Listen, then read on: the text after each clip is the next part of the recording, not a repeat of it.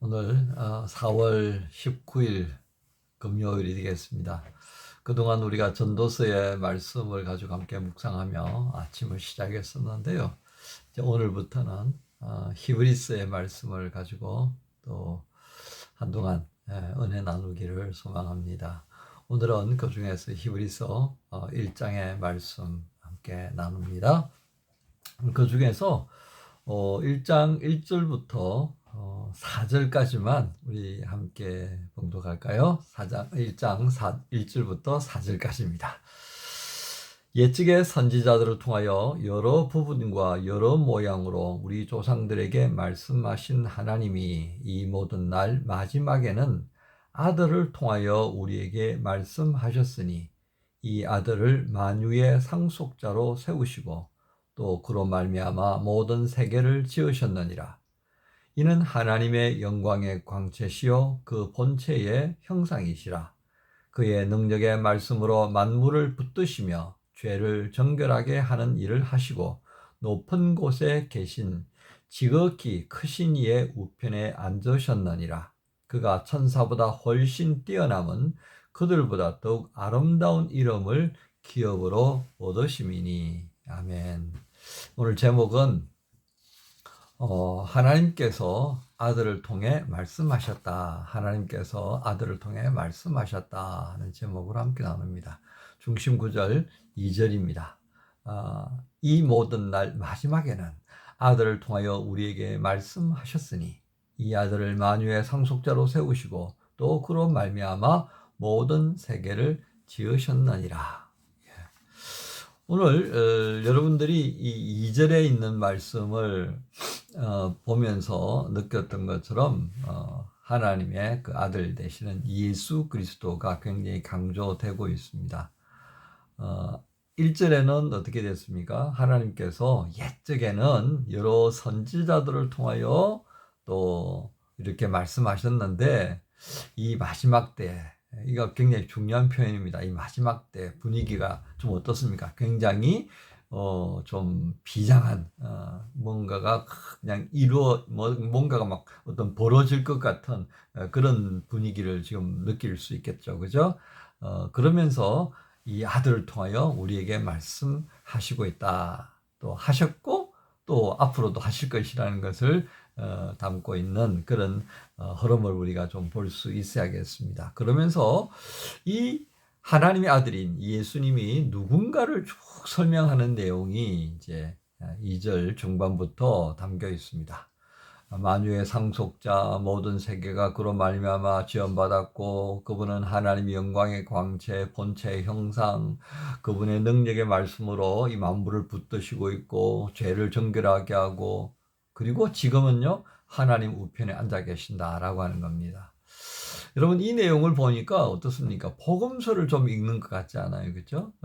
복음서 특히 요한복음 1장의 내용들과 함께 연결되는 듯한 그런 느낌을 받을 것입니다. 그런데 그것만 있는 것은 아닙니다. 우리가 읽었던 4절에 보니까 천사보다 훨씬 뛰어남은 이런 표현을 쓰셨고요. 그리고 5절부터 쭉 이어지는 전체 14절까지의 내용 속에 천사와 예수님, 하나님의 아들이신 예수와는 다르다라고 하는 것을 말합니다. 그러면서요, 자, 천사가 어떤 존재로 세워져 있는가를 히브리스가 교정하는데요. 14절을 보겠습니다. 모든 천사들은 섬기는 영으로서 구원받을 상속자들을 위하여 섬기라고 보낸 존재다라고 하는 것입니다.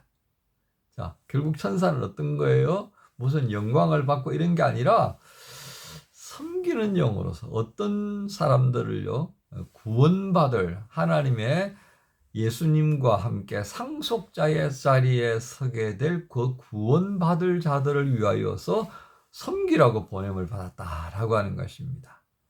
자, 이게 이제 중요한 내용이에요. 자, 그렇다면 왜 우리는 이런 내용들을 함께 읽으면서 좀 질문을 할 수 있어야 되지 않겠습니까? 왜 히브리스는 우리가 복음서도 아닌 자리에 있는 이 내용인데 왜 하나님의 아들이라고 하는 여기서 시작하고 있을까 하는 겁니다. 그리고 왜 이렇게 거의 한 장 전체를 예수님이 누구인가에 대한 설명을 하기 위해서 할애하고 있을까요? 자, 특히 이 제목 히브리스라고 하는 이 히브리라고 하는 제목에서 여러분 무엇을 느낍니까? 이 책이 누구를 향해서 쓰여진 서신 같다는 느낌이 들어요. 예, 이스라엘 사람 유대인들입니다. 자, 왜 이렇게 되어졌을까를 한번 역사적인 자리에서 한번 보면요. 시기적으로 이 히브리스가 쓰여졌던 시기적인 관점에서 보면 네로 황제의 박해가 있던 시기였습니다. 기원 후 AD 64년 정도에 로마 시내가 화재가 일어납니다. 네로는 그것을 본인이 했죠, 그죠? 그 방화를 했고 로마를 아주 완전히 개편하기 위한 이건 재개발하려고 하는 생각이었습니다. 그가 꿈꿨던 멋지고 아름다운 로마로 재건축하기 위해서는 그 좀 낙후된 지역을 싹 불살라버려야 됐던 거죠. 그런데 사람들이 이제 그걸 알기 시작했습니다. 그걸 무마하기 위해서 뭐 이런 저런 정책을 통해서 그 재난을 맞이했던 사람들의 마음을 만지고 뭐 이렇게 하려고 얼버무리려고 했는데 이게 잦아들지를 않으니까 뭐라고 소문을 퍼뜨리기 시작했냐면 유대인들이 이 짓을 벌렸다라고 소문을 퍼뜨렸다는 것이죠. 여러분 그 영화 보면 그런 거 볼 수 있죠, 그죠? 그리고서는 이제 시민들의 마음이 움직이니까 네로가 이 유대인들을 이제 박해하기 시작합니다. 뭐 그리스도인 할 것 없이 그냥 유대인들은 다 잡아가지고 그냥 뭐 난리가 아니었죠. 바로 그런 굉장히 고통스러운 시기에 그래서 우리가 읽을 때에 2절에 그런 말씀이 있죠. 이 모든 날 마지막에는 굉장히 비장한 마음이 담겨 있는 그런 표현이 있죠. 그렇죠?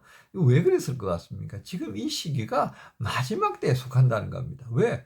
이 고통이라는 게 엄청난 이 핍박이었지 않습니까? 이게 지금 그냥 계속되고 있는 것을 보면 결국 마지막 때라고 하는 것을 우리가 알 수 있지 않을겠냐. 그러니까 그 때를 위하여서 하나님께서 이 아들을 통해 말씀하셨다. 그러니까 우리가 이 소망조차 가질 수 없는 이 시기에 소망을 가지고 모든 것이 파괴되고 있는 이 삶의 자리에 그래도 뭔가 기대할 수 있는 것이라고 하는 것은 이미 이때를 위하여서 예수 그분을 통해 말씀하셨던 하나님의 말씀을 듣는 것이 필요하다라고 하는 것입니다.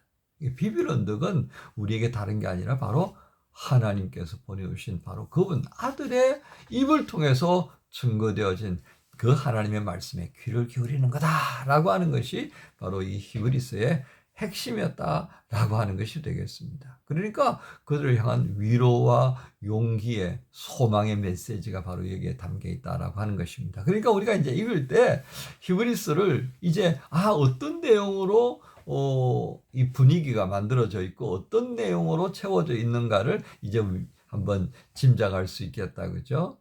자, 그러면 이제 내일부터 또 토요일은 여러분 개인 묵상하는 시간인데요. 2장의 짧은 내용들을 한번 읽어보시면서 제가 말씀드렸던 이 하나님의 위로, 용기, 영원한 소망의 그 어떤 이미지를 가득 담은 상태에서 하나님께서 예수님을 통해 어떤 말씀을 하셨는가를 한번 주목해 보시면서 읽으십시오. 자, 오늘 1장의 핵심은 결국 어떤 것입니까? 예. 하나님의 음성을 듣는 것에 마음을 두게 하는 그런 하나님의 의도하심이 있고요. 또 한 가지는 뭡니까? 천사보다 뛰어나신 줄입니다. 그러니까 우리가 1절에서 그랬죠. 옛적에는 선지자들을 통하여 말씀하셨던 그 하나님.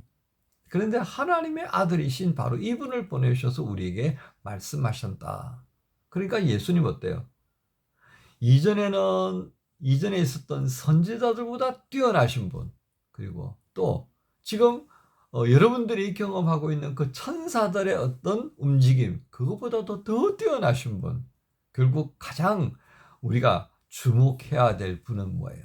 옛 선지자의 말씀이었던 그들의 어떤 소리, 또 천사들을 통해서 보여주는 이런 여러 가지 일들, 그것보다도 더 중요한 것이 바로 이 예수 그리스도를 통해서 말씀하신 하나님의 말씀이시다. 그러니까 예수님의 가치가 가장 높은 거죠. 바로 이분에게 집중하라고 하는 것이 이 히브리서 1장에 담겨져 있는 겁니다. 그래서 저도 1장의 제목을 하나님께서 아들을 통해 말씀하셨다.